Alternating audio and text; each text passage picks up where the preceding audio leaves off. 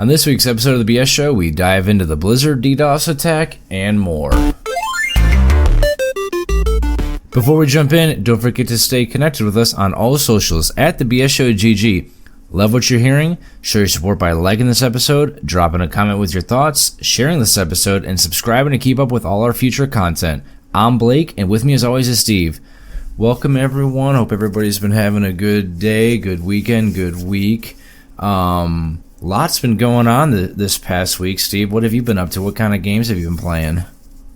I've been playing a decent amount of Assassin's Creed Shadows. Been having a blast playing that. And then I just started playing Schedule 1, and it's been enjoyable as well. So what is Schedule 1? Because I just saw that on the store. It's basically just a drug dealer simulator. You just it's so weird, and I kind of wanted to, I guess, touch on this a little bit. Like, what is it that kind of makes these? It seems like the games that tend to go viral and kind of explode in popularity tend to be like these small indie games. Like we had Schedule 1 right now, and Lethal Company a couple months ago.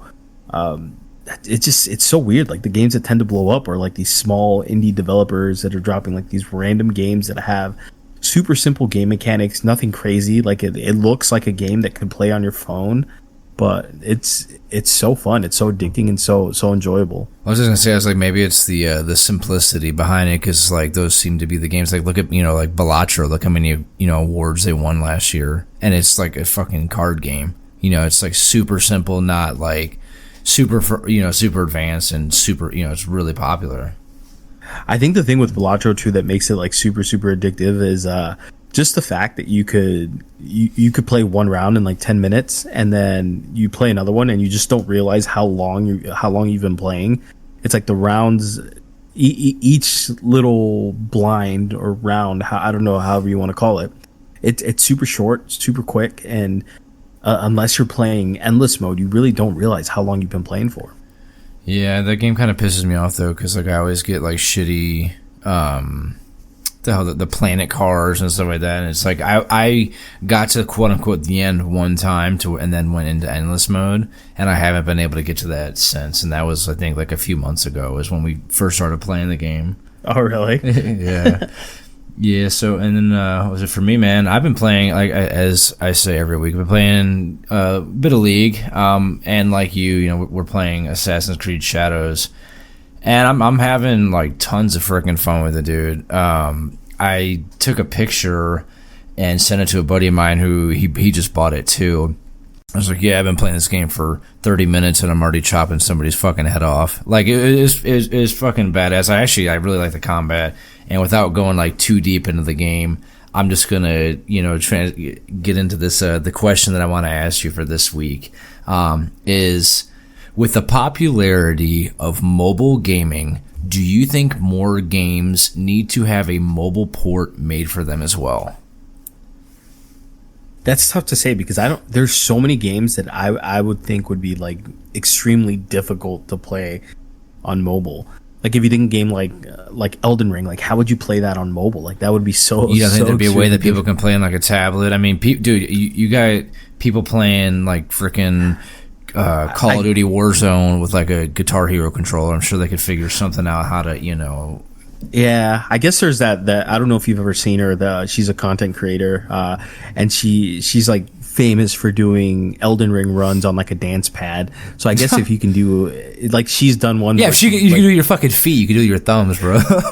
She did like 2 runs at the same time, like one with a controller and one with a dance pad, and it's like she's fighting the same boss at the same time, one with a controller, one with a dance pad. And I was like, it's just trying to do that. It's like I could barely beat some of the bosses with a controller. I can only imagine trying to beat the same boss twice at the same time.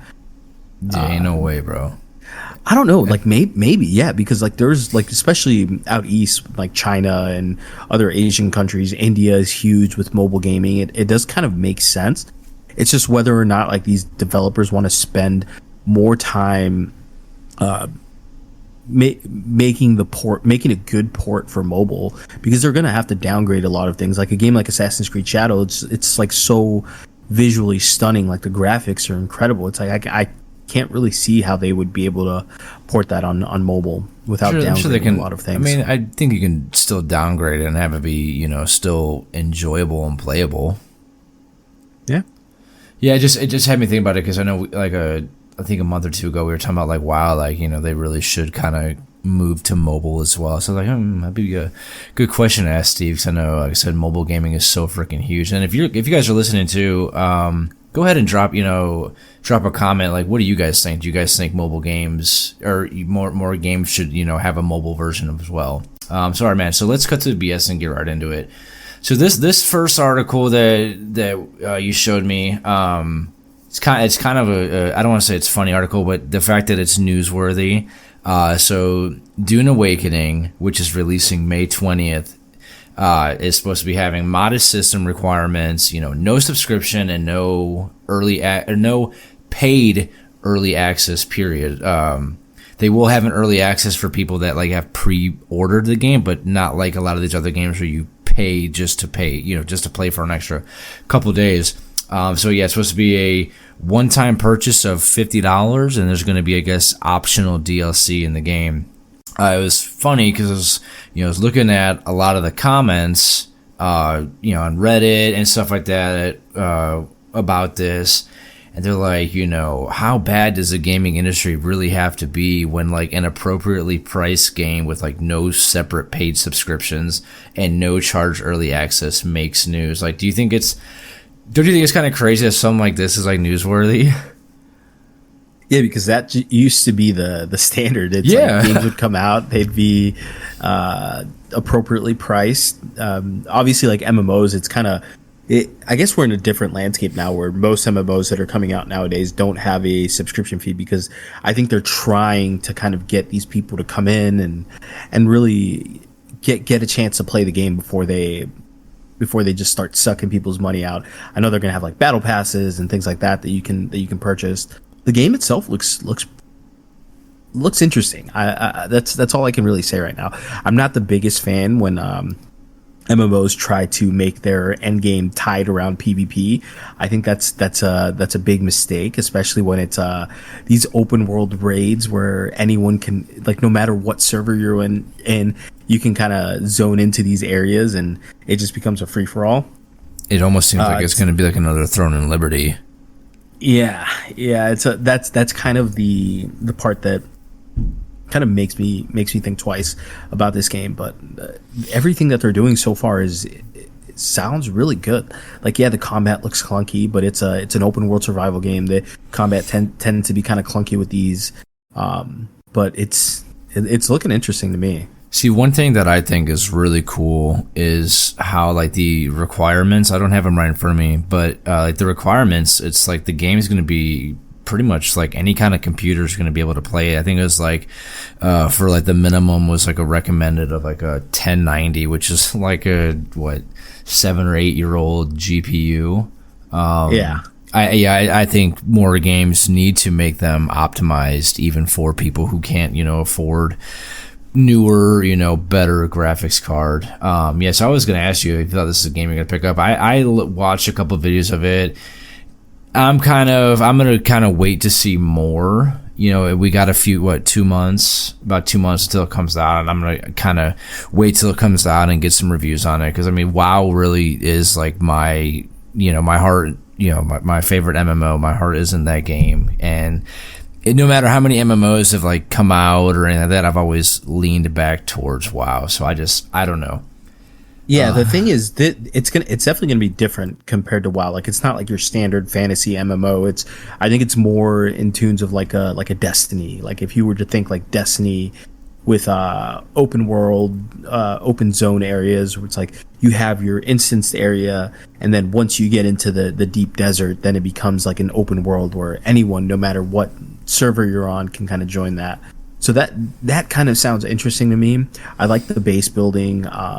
Dune is such a cool, I don't know if you've seen the movies, but it's such a cool concept, and I'm super interested to see how they do this. They have a lot of people from the movies and the books that are working with them to kind of try to keep it lore accurate. So it's I'm definitely keeping my eye on it, and I'm watching a couple videos from people that are playing it now that are saying they're having fun. So I'm a bit excited for sure. Yeah, I think my big thing is, like you said, like PvP. I mean, you already know me. I'm a huge PvP player. I'm gonna have to wait to kind of see how that really is for the end game before I, decide to spend another $50 on a game. Yeah, for sure. Yep. So this next article, man, this is actually something that has been, talked about for a while. A lot of people have been wanting. Minecraft is finally getting a visual upgrade. So Mojang, they announced that they'll be getting a visual upgrade, and that's like their first step of many in a multi-phase plan in updating Minecraft. Now, they haven't put a release date on it yet, but do you really think that this is like that big of a deal? Like it's really needed? Because I was thinking about this. When you made a question, or you made a statement to me about what I thought the most popular MMO was, and I was listing off, polished games and stuff like that, and you're like, oh no, it's actually RuneScape, and it's like, you look at RuneScape and it's blocky figures, very not graphically advanced, don't really need high graphics cards and stuff like that. So it's like, I just don't know if like they really need a big visual upgrade, or like, do you think it's, again, like I said, do you think it's like that big of a deal, and it's like it's needed now? I wouldn't necessarily say it's needed. I think the people that play Minecraft are still going to play Minecraft. I think what this is going to do is this is going to attract new players that may have been steered away from playing Minecraft because it looks very blocky and cartoony. Like too kiddish to play? Yeah. They're like, oh, we're just playing Roblox or something like that. It's like, why would I play Minecraft when I could just play Roblox and it's free? It's a free version of Minecraft. And now this kind of opens it up to where it's like you have people that are probably going to buy it just to see what it looks like and see what it plays, see what the game is like, because now it looks like I was watching some videos on it, and like there was one video that I saw, and it's like I thought it was like real life at first. It's like you're showing the lake and the mountains in the background. I was like, holy crap, this is crazy. And it's just this graphics update. But yeah, it's definitely gonna, I think, attract more players to come in and play it. Minecraft is a super enjoyable game. I love playing Minecraft. Like, it's one of those games where it's like, it's so easy to just go in there, play it for hours without realizing you spend hours playing, and you don't even really like progress through the story. I mean, granted, the story is kind of one dimensional. It's just getting to the Ender Dragon and just killing the Ender Dragon. But it's like you don't really progress through the story unless you're like purposely trying to go through the Underworld and do all that stuff. Like, you could just be mining and trying to find materials and build a better base and spend hours upon hours just doing nothing but that. I mean, you don't think, though, that Minecraft's one of those games that, like, if people already wanted to play it, they'd be playing it right now? Like, I just don't know, for a game that's been out for, well, I think it came out in, like, 2011 or something like that. I can't remember the exact year. But, like, it's like, isn't this maybe, like, a little too late to try to draw in new people? I don't think so. I mean, it's been around for so long, and I think the community has been the biggest reason that they've been as successful as they are. I think the community does a really good job of like at making new mods and making new challenges that make kids want to play this. And I think it's these updated graphics are probably going to get people that, like, say like you and your daughter, it's like maybe now you're more willing to want to try Minecraft because it looks a little bit better and it looks a little bit less cartoony, and it's like you and your daughter could go in and play Minecraft. That's true. Like, I guess you made a good point, though, like comparing it to almost like Roblox. Like, why would I play Minecraft over Roblox when Roblox is free? But if Minecraft has the better graphics, that would be a reason why to play it. Yeah, and there's some people that would prefer playing Minecraft with better graphics. Like, there's all sorts of mod packs. There's already mod packs that kind of do something similar, and again, like, people play with those.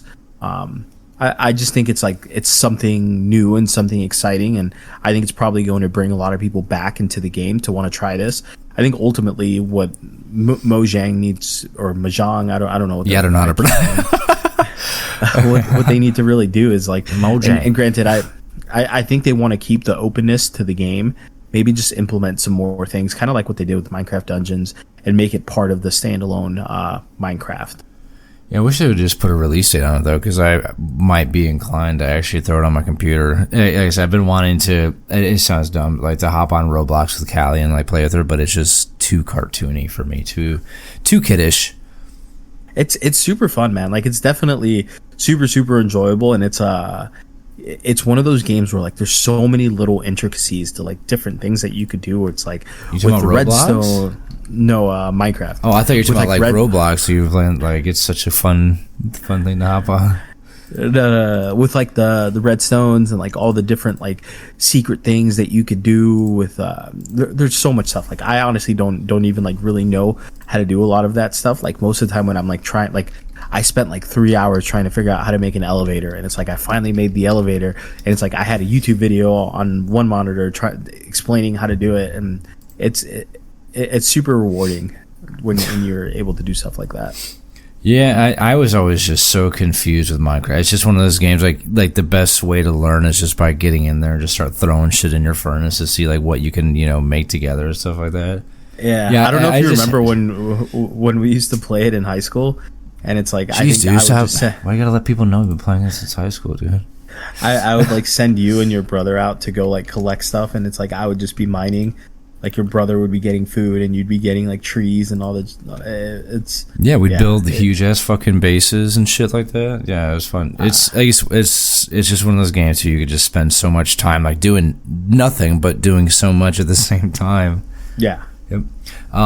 Before we get on our next topic, don't forget to stay connected with us on all socials at the BS Show GG. And if you're enjoying this episode so far, please be sure to share the podcast and leave us a comment.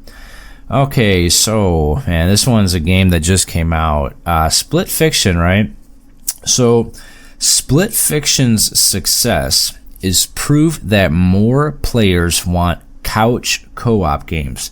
Now, in this article, it was mentioning that there's some data that shows that around 20% of gamers, which is a pretty big percentage of gamers, say that couch co-op is their favorite genre. And in the same data here says that 28% of gamers as well that are aged 16 to 19 say that the couch co-op is their favorite genre. True, which I guess is like the highest percentage of any age group interviewed. You got games like It Takes Two, A Way Out, Super Smash Bros. All these that are couch co-op games are kind of proof that this is true, and it's like, we were just talking about like me, maybe playing Minecraft with Callie, like as I get older, and then like the more she gets into gaming, the more I want to get her into these couch co-op games so we can play them together. Cause I got tons of memories, dude, of playing, Smash Bros or Mario, was it Super Mario Kart, stuff like that, man. And it's like, when you compare, games of this genre, to those, more popular genres or more popular games like Fortnite, it's kind of hard to play those games like that and really like relax and have a good time, while playing with your friends and family. But, playing things like, Overcooked or It Takes Two brings like a whole new excitement for gaming. And it really just brings a whole different kind of experience to it. So like, how do you probably love couch co-op games, right? Do you think that this is pretty fucking accurate? I think it is. I think it like you said, it brings a different level of enjoyment when you're playing with people in person. Like games, and there are other games like sports games like Madden, NBA 2K that offer that kind of couch co-op. Granted, it's not co-op, it's PvP, but still at the same time, it's like it brings that aspect of like how we used to play when we were growing up, like where you would play Halo or Call of Duty Zombies, Call of Duty, GoldenEye, stuff like that, where it's like you're like trying to get you're like getting on people for watching your screen, and it brings that kind of level of nostalgia where it's like you're able to just boot up and play a game with people in person and not having to hop on a Discord call or play with random people through game chat. Well, do you think that this is more proof that more games need to do better at making, like split screen games? Because like I don't know any games now really that allow split screen gaming. Because I know like Call of Duty like got rid of that. But like you said, like how many times did we do private matches? Me, you, B-Ray, whoever, we're playing Halo or fucking Gears of War, And it's like games don't even have that. So maybe, like you said, it's a big thing with like it's like that nostalgia of like going back in the day and sitting on the couch or putting a fucking piece of cardboard down the middle of your screen so nobody your friend can't see your side of the screen. And I get it from their perspective, from the developer's perspective. It's like they want to sell more copies of the game, and that's why they're kind of forcing everyone to have the game and only offer online multiplayer. But still, at the same time, it's like not everyone wants. Some people might still purchase the game, but still would prefer to enjoy playing in person.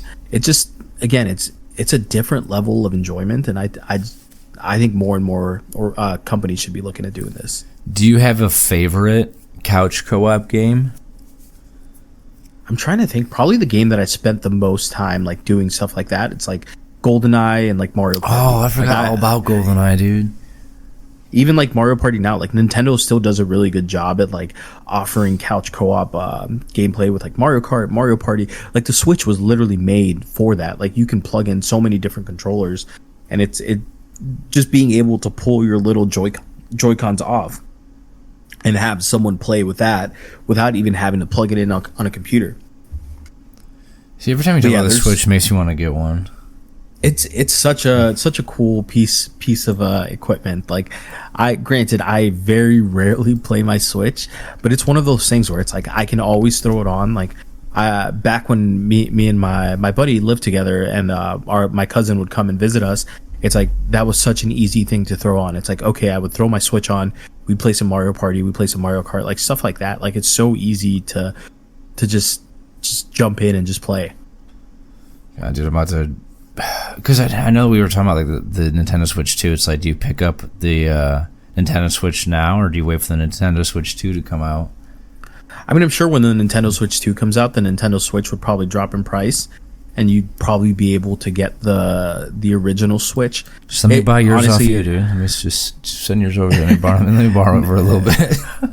Yeah, because there's going to be a game that comes out that's going to make you want to boot it up, and it's like a new Zelda game that comes out, and unless they make it so it's like, if they say I have to have the Switch 2, then I'm probably going to buy a Switch 2 to play the new Zelda game. Then you'll send me your Switch 1. Is there anything else you want to talk about with the this couch co-op stuff? No. All right. So this next article, so Assassin's Creed, almost said Assassin's Creed 2. Assassin's Creed Shadows has hit 2 million players, which beating Assassin's Creed Origins and Odyssey launch numbers. Now, the comments on Reddit with this are a bit mixed. I don't know if you happen to see like what a lot of people were stating about it. Some of them were stating, how great the game is, while others were saying, the game's going to flop and be a failure.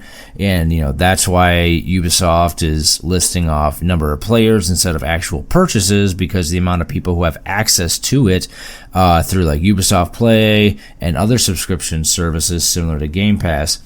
Without going too deep into this game, because we're doing a deep dive on it next week, how do you feel about that? What do you think about the game?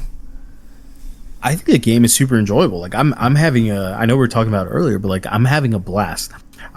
Honestly, like, and like you said, we're touching on this next week, so we don't want to say too much, but I definitely feel like a lot of the hate is kind of forced. And granted, like, I came into this game wanting to hate it. Like, everything I saw. But I think everybody wants that with Ubisoft, because they haven't done anything in a while.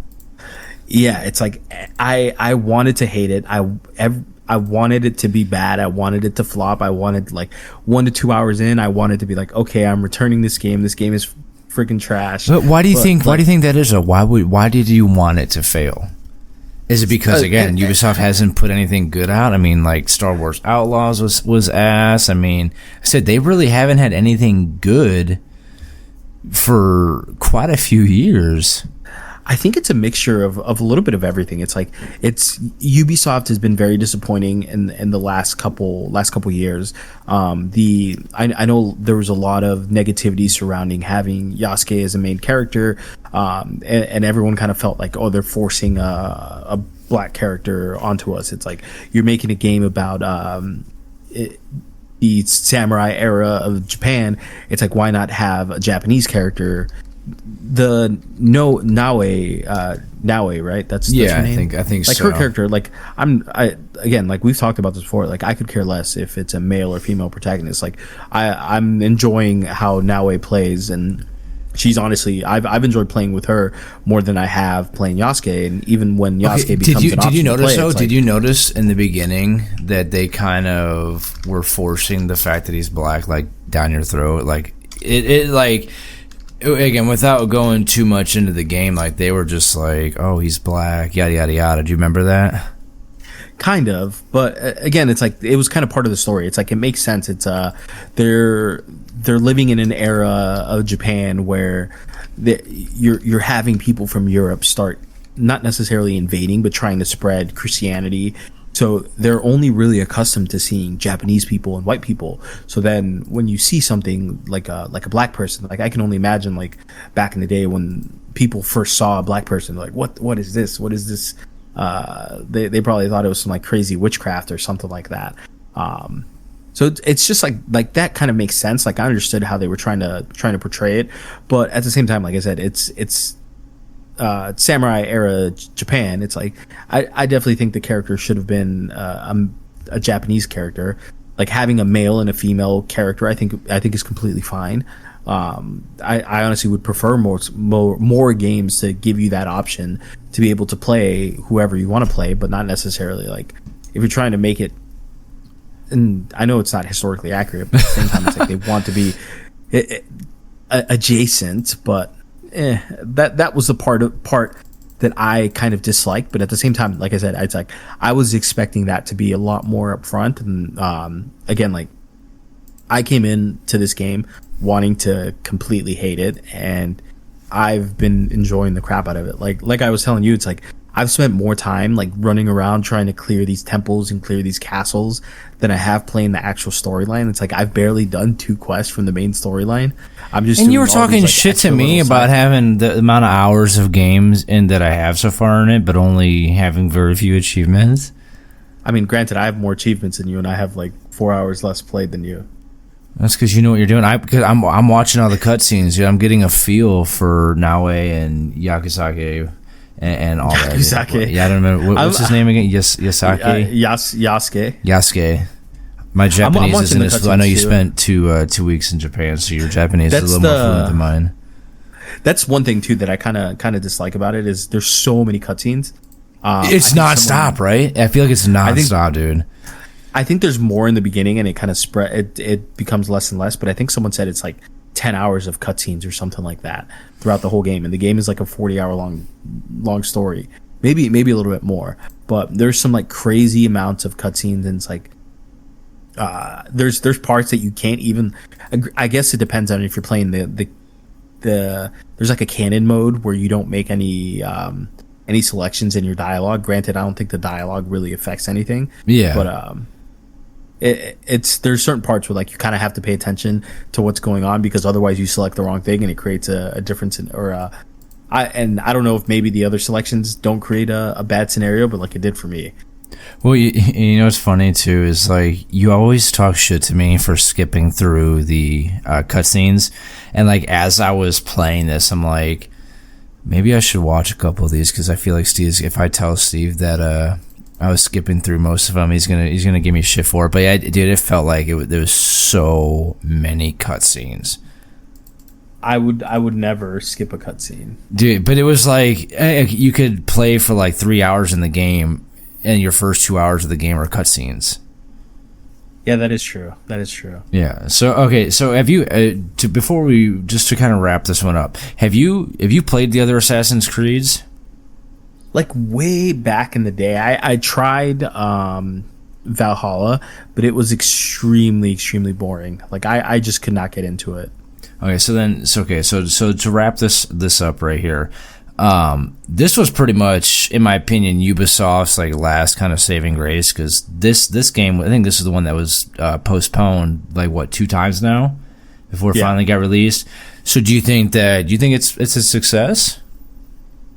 It's hard to say, because I hear that I guess it depends how you what you consider success. Like, is success like Do you think that this game's putting Ubisoft back on the map? I think so. I know there's a lot of split. Like, there's a lot of people that dislike this game already. Like, I've seen so much negative feedback surrounding this game, and I think a lot of it is like I said, I think a lot of it is forced. It feels forced, at least to me. But they spent so much money on this game. It's like, what would we consider success? Like, is this just is success just them putting out a good game, and it doesn't really matter how much money they spent on it and whether it was profitable or not? I think for me, yes. Like, as long as they're consistently putting out good games, like, who cares if a game is profitable? I think companies are going to start figuring out that, like, we can't necessarily spend hundreds of millions of dollars creating a game and necessarily expect to turn a profit, because then you're going to require like 10 million plus people to buy your game, which is probably impossible in today's landscape where there's so many different games that are coming out. Yeah, so looking at the Steam reviews, it's like pretty positive for what people have to say about Assassin's Creed 2. Oh, excuse me. So anything else you want to hit on with Assassin's Creed? Like I said, I know next week we're going to be talking a lot more about this game, so I don't really want to go like too much into it. Yeah, no, I'm good. All right, so before we get into our last topic, don't forget to stay connected with us on all socials at the BS Show GG. And if you're enjoying this episode so far, please drop a comment and please be sure to share the podcast. So there was a pretty big DDoS attack on the Blizzard servers. What was that, March 24th? And Blizzard re-rolled all their deaths. Now, this is not something that you normally see. This is I don't know how to explain this right now. Reading the post, the official blue post on the Battle.net forums, it seems like the only reason that Blizzard did this was because of the complaints from the OnlyFans guild. What's your take on that? It's weird because, like you said, it's would they have done this if OnlyFans hadn't been affected? Who knows? Like, maybe they did do this just because of OnlyFans. Maybe they did it because they thought it was unfair for them to, or for a lot of people, because it wasn't just OnlyFans that was affected. It was a lot of people that died because of the DDoS. But like you said, would they have done this had OnlyFans not been affected? Probably not, I would say. But at the same time, it's like OnlyFans realistically brought a lot of hype into the hardcore community. I'd even go as far as to say that they're like one of the main reasons why it is the way it is right now.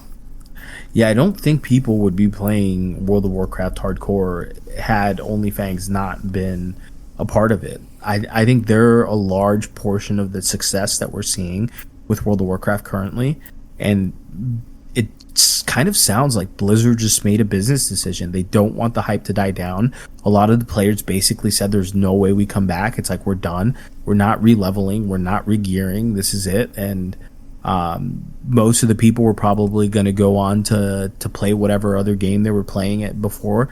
But I think because of this, they're kind of willing to come back and make another run for it. But this kind of, but okay, dude, but you can't tell me it's not bullshit that they can do something like this, right? They can re-roll all these players back.